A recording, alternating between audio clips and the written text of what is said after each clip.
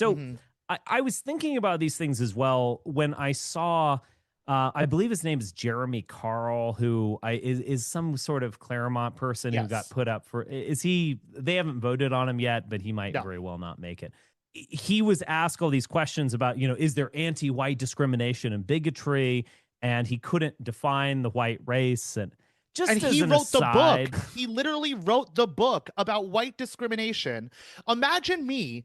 Put me before Congress, I could give it to him. Imagine me after all these years of talking shit. You put me before Congress and they're like, well, what is a woman? Oh, yeah, no, I this is the know. best you fucking got. This is why I check out. Hold on, really quick. Also, not to be arrogant here, but I don't know if you even saw this. I put out like a 10-minute discussion that I had on AOC and identitarianism and what is white in Europe and so on.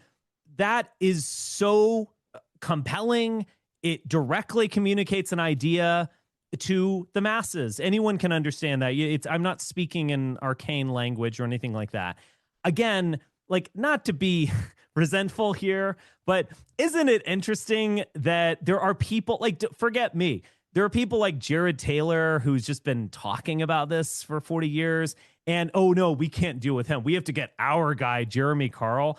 And he goes up there and strikes out and poops all over home plate, basically. And then we have these fucking faggots like Jonathan Keeperman and Andrew Beck and all these other Claremont associate people be like, actually, he did great and he's a patriot and you should buy his book, actually. And it's like, He didn't actually, do I don't need great. his fucking book. I need him in fucking power and to do the right thing. But guess what? You know what he also said during that hearing? Yeah, we need to stop the anti-Semitism in the UN, and the UN is super anti-Semitic and I love Israel. It's like, oh, that shit he got out without a fucking hitch. He didn't stumble over his words with that one.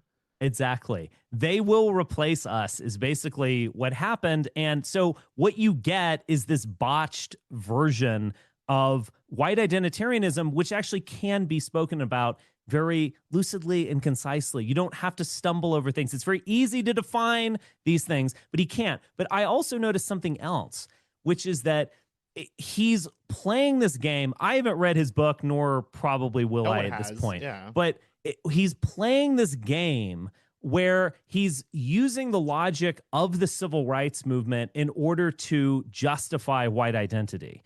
And so it's like, and some of the things he says are true, which is that, there's affirmative action regimes, there's DEI regimes, there's harassing people through the HR department, there's admissions to universities. I could go on and on.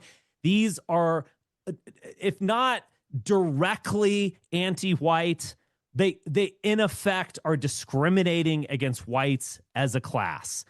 It's harder to get into Harvard if you're a white guy as opposed to being a black woman. Period. In a statement. It's very clear, and I understand where he's coming from. The problem is, this is the thing that Chris Rufo does, this thing that Dinesh D'Souza did for decades. It's not new. This is all they do, which is that the Civil Rights Act must apply to white people. And now we're being discriminated. There's a Supreme Court decision on affirmative action, which seemed to go down this line. Now whites and Asians are being discriminated against. And I guess I would say this. I am more of a intentionalist or originalist in the sense of what is the intent of that law. You can discover that imperfectly, but you can discover it. And that is the key thing. That's where the rubber hits the road. The Civil Rights Act is about protecting blacks first and then women from being discriminated against. So